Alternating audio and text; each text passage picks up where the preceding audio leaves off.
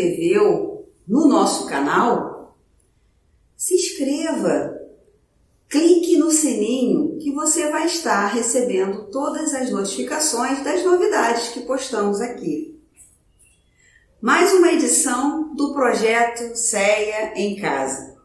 Com vocês, Wanda Montalvão, com o tema Caridade Material e Caridade Moral. Oi, gente. Gostaria, em primeiro lugar, de agradecer estarmos aqui com esta oportunidade de trabalho, nessa casa que todos nós tanto amamos, e dizer a todos vocês que falta pouco para estarmos juntos outra vez e que estamos todos muito saudosos. Então vamos para o tema que iremos conversar hoje. Esse tema, que é a caridade moral e a caridade material, faz parte do capítulo 13 do Evangelho segundo o Espiritismo, os tópicos 9 e 10, na parte de Instruções dos Espíritos. Esse é o capítulo Não saiba a vossa mão esquerda o que dê a sua mão direita.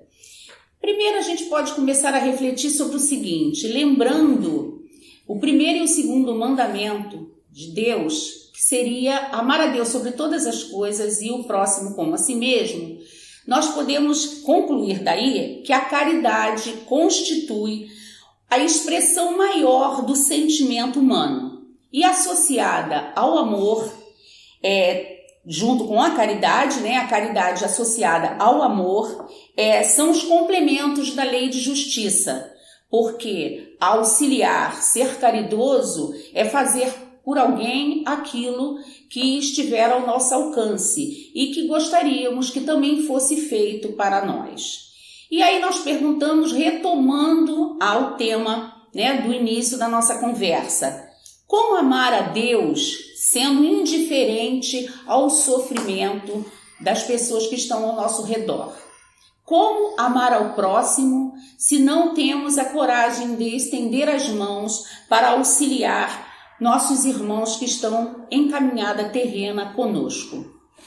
Voltando então a refletir agora sobre o Livro dos Espíritos, a pergunta 886, Kardec pergunta aos amigos espirituais qual o verdadeiro sentido da palavra caridade, como a entendia Jesus. Então nós temos lá a resposta que foi dada: benevolência para com todos, indulgência para com as imperfeições dos outros e perdão das ofensas. Quer dizer, auxiliar, amparar, ter misericórdia com os vícios e os equívocos dos nossos irmãos de caminhada evolutiva, assim como gostaríamos que tivessem conosco também.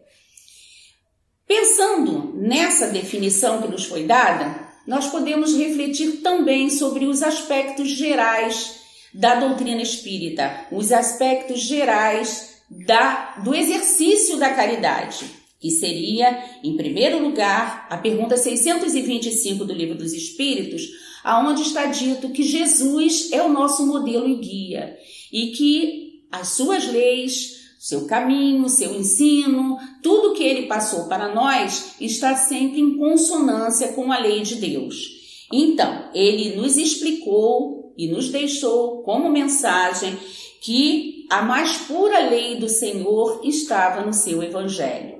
Então, se nós pensarmos que Jesus, através dos seus exemplos, enquanto esteve ao nosso lado e em todas as lições que nos deixou, ele exemplificou a caridade em todos os aspectos. E outra coisa que devemos pensar também, como aspecto geral da caridade, seria essa visão de família universal. Quando é respondido pelos espíritos a Kardec, eles usam a palavra todos, benevolência com todos. Então, se não entendermos que somos partes de uma humanidade única, com as suas especificidades, mães, todos nós sendo filhos do nosso Pai maior, não é isso? De Deus. Então, assim poderemos ser caridosos com todos que estão ao nosso lado. O termo caridade, muitas vezes, está associado à ideia de esmolas. Tanto que quando se diz assim, alguém vive da caridade pública, pensa-se logo que a pessoa vive de esmolas.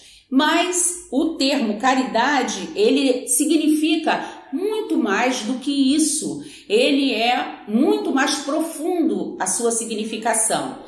Caridade é o amor em ação, é movimento, é atividade, é prática. Na pergunta 888 do Livro dos Espíritos, pergunta Kardec: o que se deve pensar da esmola?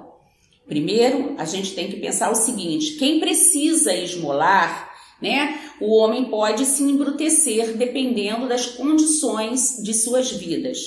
Ele vai ter o que aí? Uma degradação física e moral. Isso está na resposta que foi dada a essa pergunta 888.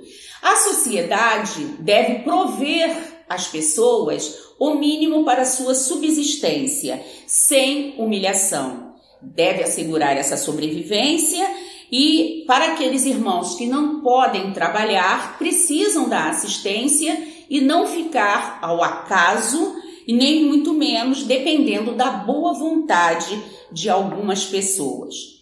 Continuando essa pergunta, na 888A, pergunta-se: dar-se-á então que devemos reprovar a esmola? Não, em hipótese alguma.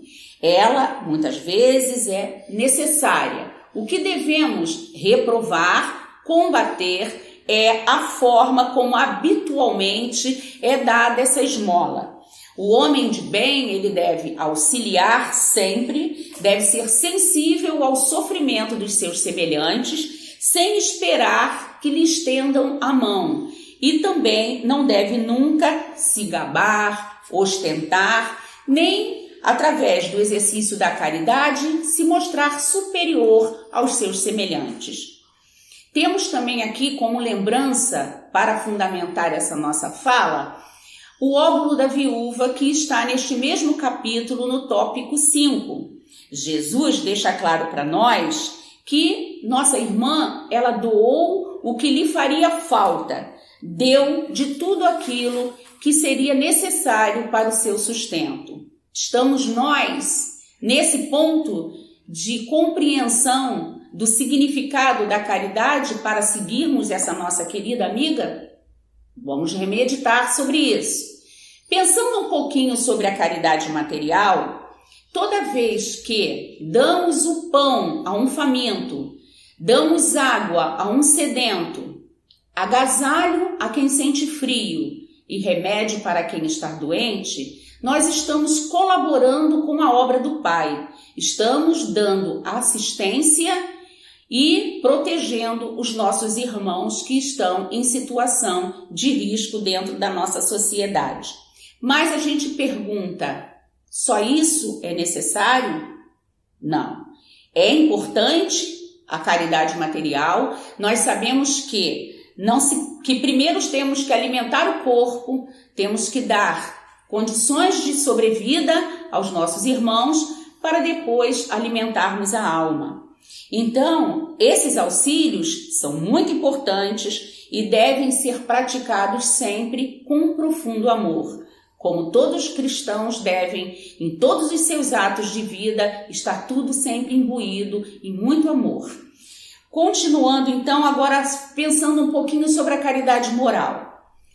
É a mais difícil de nós praticarmos. É mais fácil nós tirarmos uma peça de roupa, um gênero do nosso armário e doar, do que doarmos tempo, atenção, carinho, que nós possamos perdoar os erros, não criticar. A caridade moral, ela vai envolver muito a gente se desligar desse nosso eu interior, de nosso individualismo, de acharmos que nós somos o centro de tudo. Ela nada custa e todos podem praticar este tipo de caridade, certo? Se nós pensarmos assim, que quando nós somos indulgentes com os erros dos outros, assim como nós também erramos e gostaríamos de ter indulgência, quando nós elevamos aquele irmão que está em situação social inferior a nós e que nós o aconselhamos, o orientamos, o auxiliamos a que ele possa se elevar aos seus próprios olhos, voltando a ter aquela autoestima que de repente ele deixou estar em situação baixa, nós estamos auxiliando. Nós precisamos diminuir a distância que existe entre as pessoas.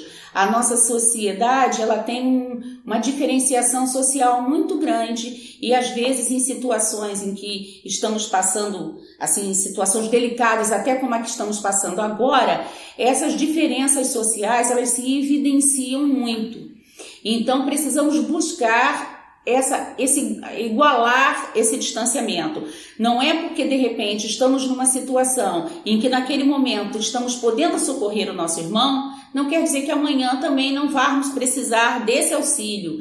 E não é por isso também que devemos nos sentir melhor ou superior a ninguém. Todos nós estamos na luta da vida, todos nós estamos aqui para aprender e para caminhar juntos.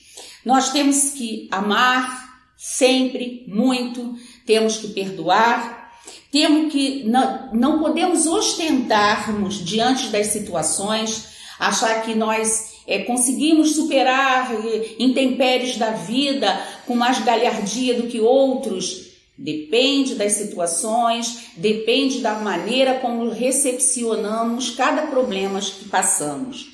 Nós temos que ir ao encontro do necessitado, ter a sensibilidade de perceber quando de repente a pessoa está necessitando da nossa ajuda.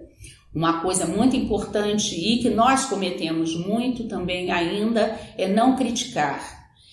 Respeitar as diferenças, respeitar as opiniões, isso tudo é caridade moral. Principalmente quando essas opiniões não estão discordantes de nós, quando essas opiniões divergem daquilo que nós pensamos. Uma coisa também, a gente às vezes quando vê situações em que o irmão nos apresenta uma ignorância, a ignorância do desconhecimento da lei, a ignorância do desconhecimento da verdade, ou se apresenta para nós ainda ligado a muitos vícios, não podemos criticar, não podemos diferenciar esse irmão. O que devemos procurar fazer sempre é instruí-los e buscar moralizá-los. Mas de que forma? Sempre com muita sutileza, com muito carinho, com muita educação e mostrando que estamos preocupados com ele, não querendo menosprezá-los. Outra coisa interessante também é que a gente não fira o amor próprio de ninguém, que a gente sempre procure tratar todos com respeito, com atenção, com carinho, trazendo para nossos irmãos sempre esperança e fé. Levar, inclusive, o testemunho da nossa fé, mostrar o quanto a doutrina espírita nos faz bem, o quanto estar na casa, o quanto estudar eleva a nossa consciência, eleva um pouco o nosso conhecimento e faz com que nos fortalecemos perante as adversidades da vida, também é uma caridade moral. E também orar por todos. Quando nós oramos, nós estamos angariando para nós assistência e estamos auxiliando os nossos irmãos em caminhada. Uma outra coisa interessante que a gente também podia aqui deixar claro é o seguinte, que todos nós podemos praticar a caridade. Independente de que situação estejamos nessa vida, nós podemos praticar a caridade através do pensamento. Atualmente, principalmente quando estamos nesse isolamento social, passando por este momento tão delicado, mais do que nunca, a caridade pelo pensamento se faz muito necessária. Quando nós vibramos pelos nossos irmãos, quando nós emitimos bons pensamentos, emitimos vibrações edificantes de luz, de oração, de sustentação, nós estamos prestando a caridade. Podemos prestar a caridade pelas palavras, através dos meios de comunicação, a tecnologia moderna, que nós procuremos usar esse espaço sempre para edificar, para levantar o astral dos nossos irmãos, assim como auxiliando também estamos levantando também o nosso astral, a nossa moral, né? e nosso moral. E dar sempre bons conselhos, orientando, procurando sempre auxiliar. Podemos também praticar a caridade através principalmente do nosso exemplo, da nossa ação, do nosso movimento, da nossa vontade de seguir em frente e de ir acertando os nossos erros e as nossas arestas. Na pergunta 913 do Livro dos Espíritos, nós temos lá, dentre os vícios, qual que se pode considerar radical? Então nós vamos nos defrontar com a resposta que seria o egoísmo. O egoísmo vai ser o contrário daquela pessoa que é caridosa. Se a pessoa é egoísta, ser egoísta é incompatível com a justiça, com o amor e com a caridade. Porque a pessoa, sendo individualista, ela vai se preocupar sempre com ela e não vai auxiliar o seu irmão em situação de necessidade. Outra coisa, no Livro dos Espíritos, nós temos outra pergunta, que é 893, que vai ser exatamente um contraponto com relação ao egoísmo. Lá está perguntando, qual a mais meritória de todas as virtudes? Aí nós vamos encontrar que é aquela que se assenta no mais interessante caridade, na mais desinteressada caridade. Quanto mais a gente faz ajuda em prol do outro, sem pensar em si mesmo, mais nós estamos sendo caridosos. Precisamos também aumentar a nossa fé, porque a nossa fé ela está sempre ligada à caridade. E quanto mais a gente se liga à caridade e desenvolve a nossa fé, mais nós vamos ter espírito de solidariedade e vamos auxiliar os nossos irmãos em caminhada, tá? Uma coisa interessante também que eu vi aqui é que a gente tem que pensar que, para que nós sejamos caridosos com os nossos semelhantes, nós precisamos primeiro edificar essa caridade em nós, esse desejo de ajudar, essa descentralização do eu individual, do egocentrismo e passar a pensar no outro, nós iremos nos fortalecer e estaremos aptos ao auxílio. No livro Mediunidade e Evolução, do Martins Peralva, para arrematar esse nosso trabalho, eu achei uma afirmativa do nosso querido amigo muito interessante. É no capítulo 44, quem quiser dar uma olhadinha depois. Ele vai dizer que não existe, como nós estamos aqui falando em caridade material e caridade moral, Martins Peralva vai passar para nós que não existe uma sem a outra. A caridade material e a caridade moral, elas caminham juntas. Na caridade moral, há um sentido intrínseco da caridade moral. Uma vez que se você dá alguma coisa para alguém, e se isso foi através de um impulso generoso do seu espírito, é porque você moralmente já está em condições de fazer a caridade material. Portanto, sob o ponto de vista espírita, o impulso que gerou a caridade material, se vem do coração, se é sincero, ela é também uma caridade moral. Para encerrar essa nossa conversa, eu queria abrilhantá-la com uma historinha que tem nesse livrinho de Neio Lúcio, Jesus no Lar, que é o capítulo 20. Então vamos lá. Chama-se A Caridade Desconhecida. A conversação em casa de Pedro discorria nessa noite sobre a prática do bem. Como expressar a compaixão sem dinheiro, sem recursos monetários? Assim, somente os poderosos da terra se encontravam à altura de estimular a piedade ativa.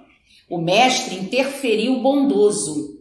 Um sincero devoto da lei foi designado por determinações do céu ao exercício da beneficência. Vivia em pobreza extrema e não podia retirar a mínima parcela de seu salário para o socorro aos semelhantes. Ele dava de si mesmo quanto possível em boas palavras e gestos de conforto e estímulo aos que se achavam em sofrimento e dificuldade. Mas magoava-lhe o coração a impossibilidade de distribuir agasalho e pão aos necessitados. Rodeado de filhinhos pequenos, o lar lhe absorvia o suor do trabalho. Reconheceu que se lhe era vedado o esforço na caridade pública, podia guerrear o mal em todas as circunstâncias. Passou a extinguir com atenção todos os pensamentos inferiores que lhe eram sugeridos. Quando perto de pessoas interessadas na maledicência, recordava essa ou aquela pequena virtude da vítima ausente. Se alguém dava guarida à cólera fácil, considerava a ira como enfermidade digna de tratamento e recolhia-se à quietude. Insultos alheios batiam-lhe no espírito e, além de não reagir, prosseguia tratando o ofensor com a fraternidade habitual. A calúnia não encontrava espaço em sua alma. Se percebia ameaças sob a tranquilidade de alguém, tentava desfazer as nuvens da incompreensão. Se alguma sentença condenatória bailava em torno do próximo, mobilizava todas as possibilidades ao seu alcance na defesa delicada e imperceptível. Seu zelo contra o mal era tão fortemente minucioso que chegava a retirar detritos e pedras da via pública para que não oferecessem perigo aos transeuntes. A morte buscou-o ao tribunal divino. Temia o julgamento das autoridades celestes quando de improviso foi coroado por brilhante diadema, e por quem indagasse em lágrimas a razão do inesperado prêmio, foi informado de que a sublime recompensa se referia à sua triunfante posição na guerra contra o mal, na qual se fizera valoroso empreiteiro.